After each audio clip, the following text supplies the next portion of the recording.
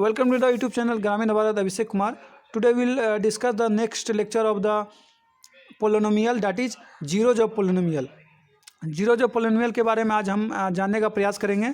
और इससे पहले जो वीडियो अपलोडेड हुआ उस लेक्चर का जो टॉपिक था वैल्यू ऑफ पोलिनोमियल, अब अगर आप उस टॉपिक को नहीं देखें, value of polynomial that is value of polynomial, ये पहले अपलोडेड है। इसके पहले क्लासिफिकेशन ऑफ पोलिनोमियल, उसके पहले कांस्टेंट एंड जीरोज पोलिनोमियल, और इसी प्रकार सीरीज में ग्रामीण भारत अभिषेक कुमार का यूट्यूब चैनल में सीक्वेंसली अपलोडेड है। सबसे पहले उस लेक्चर को देखिए, तब आपको इस लेक्चर को अच्छे तरह समझ में आएगा। और आप ज़रूर कॉपी पेन लेके बैठे, क्योंकि आपका माइंड का जो प्रवृत्ति है वो आप सिर्फ देख के नहीं समझ सकते।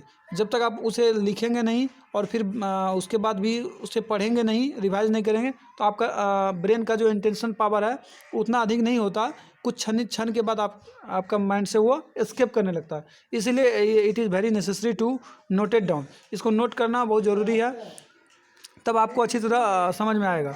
चलिए, वैल्यू ऑफ पोलिनोमियल के बारे में हम समझ गए होंगे, पिछले लेक्चर में अपलोडेड है, वहाँ जाके देख लीजिए। आज जीरोज ऑफ पोलिनोमियल के बारे में हम लोग जानेंगे। और जीरोज ऑफ पोलिनोमियल से सबसे ज़्यादा क्वेश्चंस बन सकते हैं और बनाए जा सकते हैं, क्योंकि जीरोज ऑफ पोलिनोमियल से रिलेटेड फैक्टराइजेशन मेरा है और रिमाइंडर थ्योरम, फैक्टर थ्योरम भी है। इसलिए बहुत इंपॉर्टेंट टॉपिक है, इसको आप अच्छे से देखिए। क्योंकि पिछले टॉपिक अगर आप स्किप भी कर देंगे तो चलेगा, लेकिन ये टॉपिक को स्किप करने के बाद इसके आगे के पोर्शन में आपको बहुत दिक्कत हो जाएगी। इसलिए इस टॉपिक को सिंसियरली अटेंड कीजिए। चलिए, इसको एक इलस्ट्रेशन के सहारे हम लोग समझने का प्रयास करेंगे। जैसा कि आप स्क्रीन पे क्वेश्चन को देख पा रहे होंगे, find P2 for polynomial x-2। तो जैसे x-2 है तो Px है, Px is equal to x-2। जैसे आप P2 निकालोगे तो यहाँ 2 पुट करोगे तो यहाँ भी 2 पुट करना पड़ेगा, 2 - 2 दैट इज 0। तो इसका मतलब क्या है, इस पोलिनोमियल का जो ये पोलिनोमियल मेरे पास है x-2, जो पोलिनोमियल है उस पोलिनोमियल का वैल्यू 0 आ रहा है। कहाँ पर क्वेश्चन आएगा, ये 0 कहाँ पर आ रहा है, तो 2 पर। जिस पॉइंट पर पोलिनोमियल का वैल्यू 0 हो जाए उस पॉइंट को हम लोग क्या कहेंगे, इस पोलिनोमियल का 0 कहेंगे। That means x is equal to 2। तो यहाँ पर आप क्या नोटिस कर पा रहे हैं कि ये जो 2 पॉइंट पर है x बराबर 2, इसी पॉइंट पर पोलिनोमियल का वैल्यू 0 हो रहा है। तो यहाँ पर मैंने लिखा है x इज इक्वल टू 2। जिस वैल्यू पर x का जिस वैल्यू पर पोलिनोमियल का वैल्यू 0 हो जाए उसी को कहते हैं जीरो जो polynomial. That means x is equal to 2 is zero of polynomial Px बराबर x-2। तो इसी को हम लोग क्या कहेंगे, 2 को 0 कहेंगे। तो आपको आई होप आपको समझ में आया होगा। तो इस पोलिनोमियल का 0 क्या होगा, 0 that is 2 is the zero of this polynomial. तो और एक बात यहाँ पर नोटिस कर पा रहे हैं आप कि यहाँ पर जो पोलिनोमियल है ये लीनियर है, लीनियर पोलिनोमियल है, इसका हाईएस्ट पावर 1 है। इसीलिए इसका नंबर ऑफ पोलिनोमियल क्या हुआ, नंबर ऑफ जीरोज, 0 बराबर 1 हुआ, सिर्फ 2। नंबर ऑफ जीरोज बराबर सिर्फ 1 हुआ। तो इस बात को यहाँ पर हम नोटिस कर पा रहे हैं। तो आगे के क्वेश्चन में यहाँ देखेंगे Px is equal to x² - 5x + 6। तो यहाँ मुझे फाइंड करने बोल रहा है P2 एंड P3। चलिए फाइंड करते हैं। सबसे पहले P2 जैसे फाइंड करेंगे तो 2 का स्क्वायर 4 - 5 × 2 + 6। जैसे आप इसे हल करेंगे तो 6 0 हो गया। P3 तो 3 का स्क्वायर -5 × 3 + 6। जैसे आप इसे हल करेंगे तो ये भी आपको पास 0 आएगा।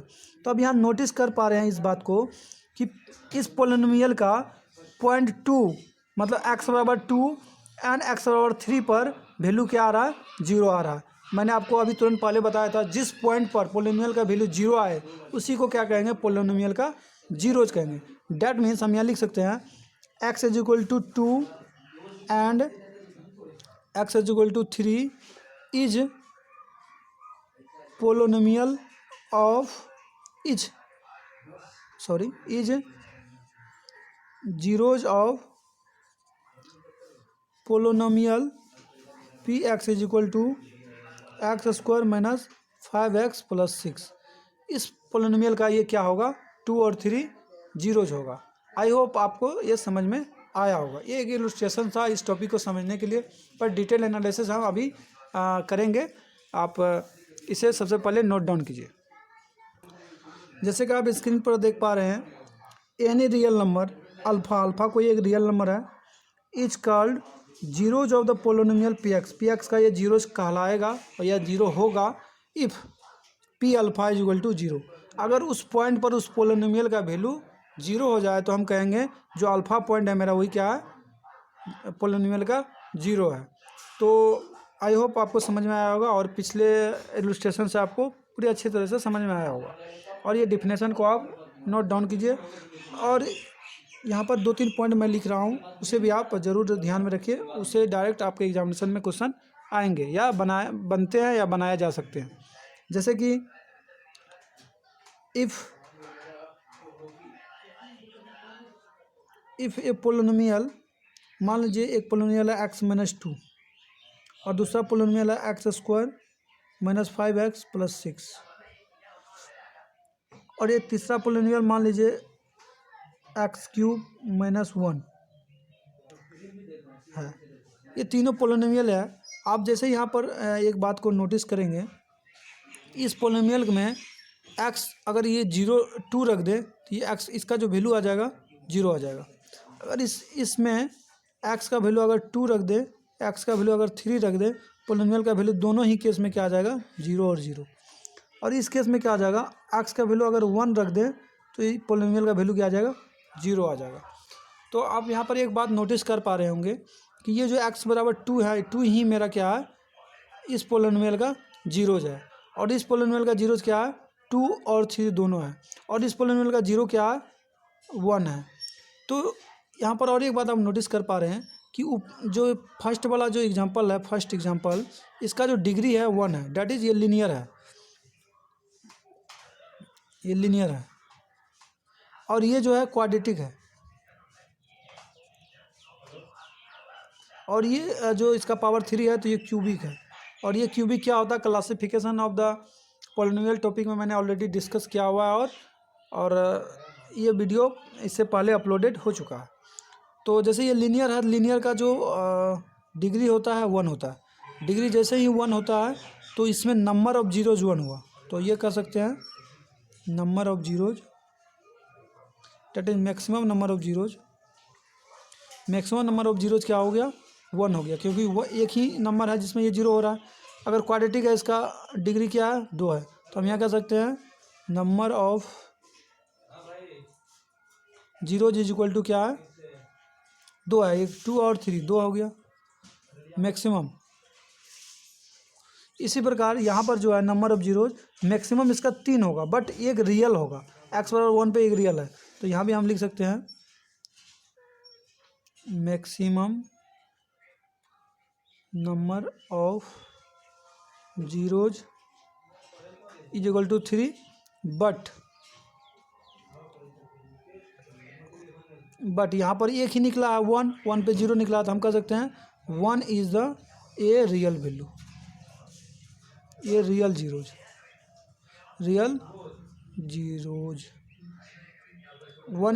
क्या है, एक रियल जीरोज है और बाकी 2 जो है वो इमेजनरी जीरोज कहलाएगा।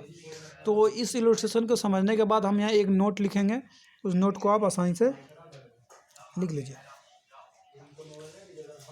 If A polynomial px have an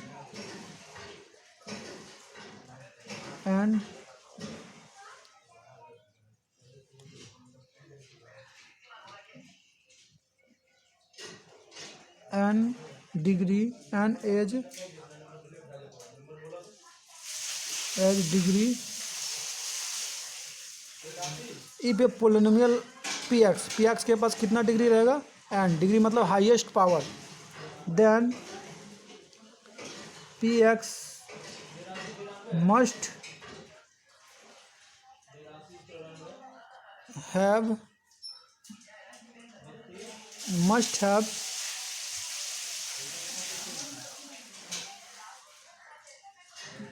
maximum number of zeros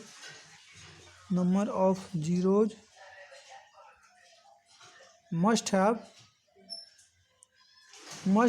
have